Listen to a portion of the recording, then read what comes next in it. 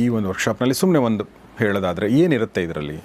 ನೋಡಿ, ನಮ್ಮಲ್ಲಿ ಲಕ್ಷ್ಮಿಯನ್ನೇ ಒಲಿಸ್ಕೊಳ್ಬೇಕಾದ್ರೂ ತುಂಬ ಥರದ ವಿಧಾನಗಳಿದೆ. ವಿಶೇಷವಾಗಿ ನಮ್ಮ ಮನಸ್ಥಿತಿ ಮೊದಲಿಗೆ ಒಂದು ಶ್ರೀ ಸೂಕ್ತ ಅಂತಲೇ ಇದೆ.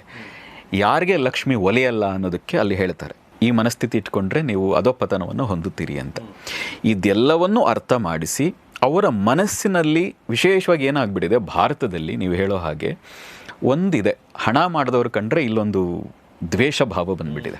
ಹಣ ಮಾಡಿದ್ದಾನೆ ಅಂದರೆ ಇವನು ಸುಲಿಗೆ ಮಾಡಿದ್ದಾನೆ, ದ್ರೋಹ ಮಾಡಿದ್ದಾನೆ, ಇನ್ನೊಬ್ಬರು ತಲೆ ಹೊಡೆದೇ ಹಣ ಸಂಪಾದನೆ ಮಾಡ್ಲಿಕ್ಕೆ ಸಾಧ್ಯ, ಇಲ್ಲದೆ ಇದ್ದರೆ ಹಣ ಮಾಡೋಕ್ಕೆ ಸಾಧ್ಯ ಇಲ್ಲ ಅನ್ನುವಂಥ ಮನಸ್ಥಿತಿ ಬಂದಿದೆ.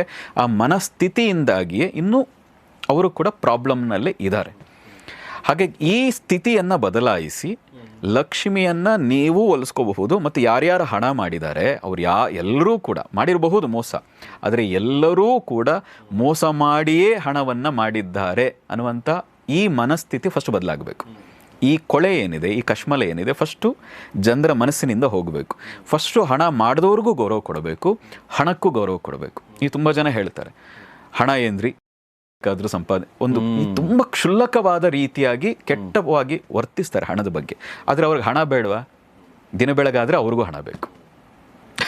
ಇವತ್ತು ಪ್ರತಿಯೊಬ್ಬರಿಗೂ ಹಣ ಬೇಕು. ಒಂದು ಕ್ವಾಲಿಟಿ ಲೈಫ್ ಲೀಡ್ ಮಾಡಬೇಕಾದ್ರೆ ಹಣ ಬೇಕು. ಆದರೆ ಆ ಹಣದ ಬಗ್ಗೆನೇ ನಮಗೆ ಗೌರವ ಇಲ್ಲ. ಹಾಗಾಗಿ ಆ ಗೌರವದಿಂದ ನಾವು ಹೇಗೆ ನಡ್ಕೊಂಡ್ರೆ ನೀವೇನು ದುಡಿತಾ ಇದ್ದೀರಿ ಅದಕ್ಕಿಂತ ಹೆಚ್ಚು ಫಲವನ್ನು ಗಳಿಸಬಹುದು. ಪ್ರತಿಯೊಬ್ಬರು ಶ್ರಮ ಮಾಡ್ತಾರೆ, ಪ್ರತಿಯೊಬ್ಬರು ಕೆಲಸ ಮಾಡ್ತಾರೆ, ಪ್ರತಿಯೊಬ್ಬರು ದುಡಿತಾರೆ, ಯಾರು ದುಡಿದೇ ಯಾರು ಇಲ್ಲ. ಆದರೆ ದುಡಿತಾ ಇದ್ರೂ ಕೂಡ ಹಣ ಬರ್ತಾ ಇದೆಯಾ ಅಂದರೆ ಇರಲ್ಲ.